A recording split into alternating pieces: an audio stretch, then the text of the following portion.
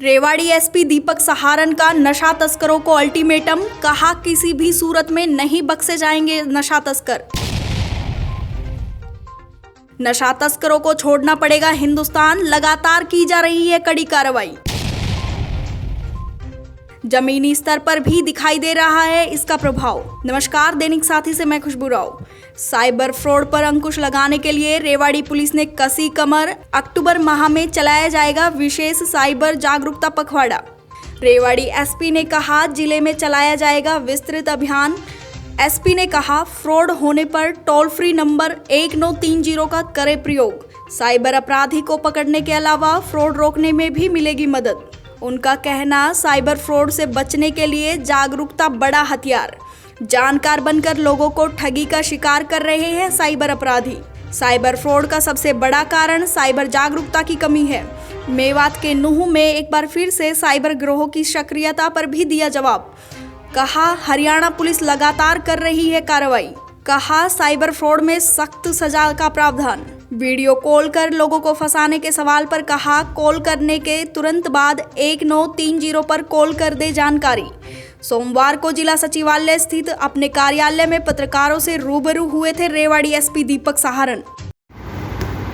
Cyber सुरक्षा जागरूकता माह के रूप में मनाया जाएगा, जिसके तहत कि जो ये साइबर फ्रॉड हो रहे हैं, जिनकी संख्या में निरंतर इजाफा हो रहा है, उसके बारे में आम जन को जागरूक किया जा सके कि वो इन फ्रॉडों से किस प्रकार से बच सकते हैं तथा ये फ्रॉड किस किस प्रकार के होते हैं, किस प्रकार से अपने भ्रम जाल में जो फ्रॉडस्टर हैं वो एक आम आदमी को फंसाते हैं और उससे बचाव के क्या क्या उपाय हैं। इसके बारे में हम विस्तृत एक्टिविटीज़ करेंगे, जिसके अंदर की हम नुक्कड़ नाटक से लेके और क्विज सेशन स्कूल कॉलेजेस में या जो हमारी मार्केट्स हैं, शॉपिंग मॉल है, वहाँ पे जाके लोगों को जागरूक करना।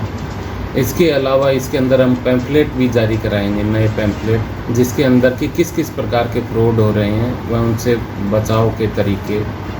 साथ ही सबसे ज़रूरी है, एक हमारा टोल फ्री नंबर है, साइबर क्राइम अगर किसी के साथ घटित हो जाए तो 1930। उस 1930 नंबर की हम लोगों के लिए, सभी लोगों के लिए जागरूकता फैलाएं और उसका लाभ ये होगा कि यदि किसी के साथ कोई फ्रॉड हो जाता है तो ना केवल फ्रॉडस्टर को पकड़ने में और उसकी कंप्लेंट को रजिस्टर करने में आसानी होगी, बल्कि में जो उसके साथ यदि उसको वित्तीय हानि हुई है तो उस वित्तीय हानि को भी एक हद तक रोका जा सकता है। हमारा यही उद्देश्य रहेगा कि हम अपनी पब्लिक को, जिनकी हम सेवा करते हैं, उनको साइबर फ्रॉड से समय रहते जागरूक कर सकें और उनको किसी भी प्रकार के फ्रॉड से बचा सकें। सर, जैसा कि आपने भी बताया कि जागरूकता के लिए तमाम चीज़ें हो रही है, किस तरह से तमाम प्रयास किए जाते हैं, बावजूद इसके रुक क्यों नहीं पाता है नेक्सस लगातार काम कर रहा है? इसके अंदर क्या है, आज का युग जो है तकनीकी युग है।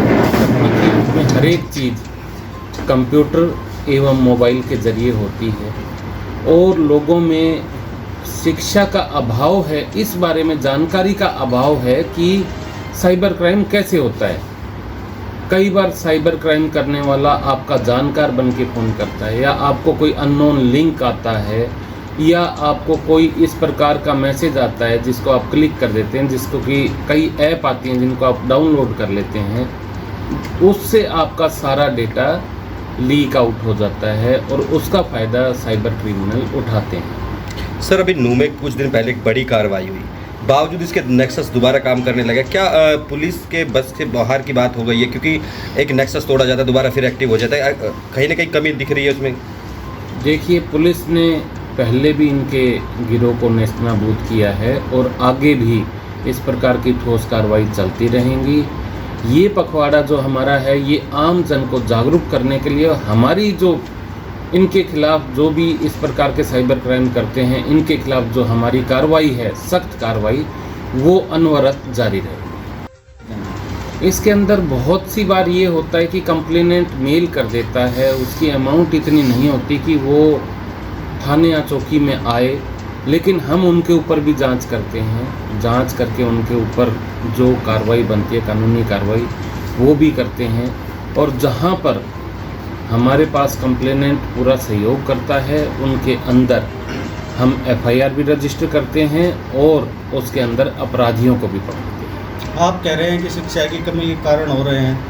98% मामले साइबर क्राइम में जो एजुकेटेड लोग हैं उनके साथ हो रहे हैं। नहीं, मैं शिक्षा की कमी जनता में नहीं, मैं साइबर क्राइम के प्रति अज्ञानता के लिए कह रहा हूँ। सर ऐसा क्या करें लोग, कुछ ऐसी चीज़ें जैसे आप के लोग तमाम मसले आते रहते हैं कि बच सके, क्योंकि आम से खास सांसद तक को इस तरह की कॉल्स आती है, क्या कानून में कोई ढील है, कार्रवाई ठोस नहीं हो पाती जिसके चलते उनके हौसले लगातार फिर बढ़ जाते हैं? देखिए, इसके अंदर सख्त सज़ा का प्रावधान है और साइबर क्रिमिनल, जैसे मैंने कहा, यदि कोई व्यक्ति अपनी पर्याप्त सुरक्षा नहीं करता, अपने डिवाइस को प्रोटेक्शन नहीं करता या अपना पासवर्ड स्ट्रॉन्ग नहीं बनाता या कोई चीज़ ऐसी डाउनलोड कर लेता है जो कि नहीं करनी चाहिए, तो उसके शिकार बनने के चांस ज़्यादा बढ़ जाते हैं। सर आजकल कॉल्स आती है, भी एक भिवानी के सांसद को भी कॉल आई थी, इसमें नग्न अवस्था में कुछ एकदम कॉल होती है, उसके लिए क्या करें? क्योंकि कई बार कॉल रिसीव कर लेता है, फिर उसे लगातार उसको फंसाया जाता है, उसके पैसे वसूले जाते हैं। यदि कोई भी ऐसी कॉल किसी भी व्यक्ति के पास आए तो तुरंत उसके बारे में 1930 पे कॉल करें। का नशा जिससे युवा काफ़ी प्रभावित हो रहा है, तो उस कदम भी कोई विशेष कदम उठाए जाएंगे?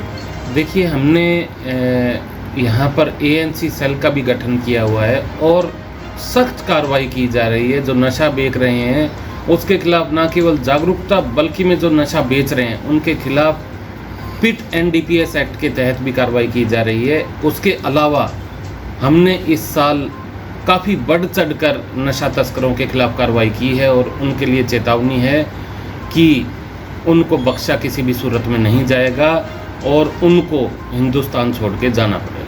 सर एक शहर की कंप्यूटर मार्केट है, मॉडल टाउन, तमाम सबसे व्यस्त इलाका है, वहाँ पर शाम होते ही शराब के चारों तरफ कहीं ना कहीं आता सा बन जाता है।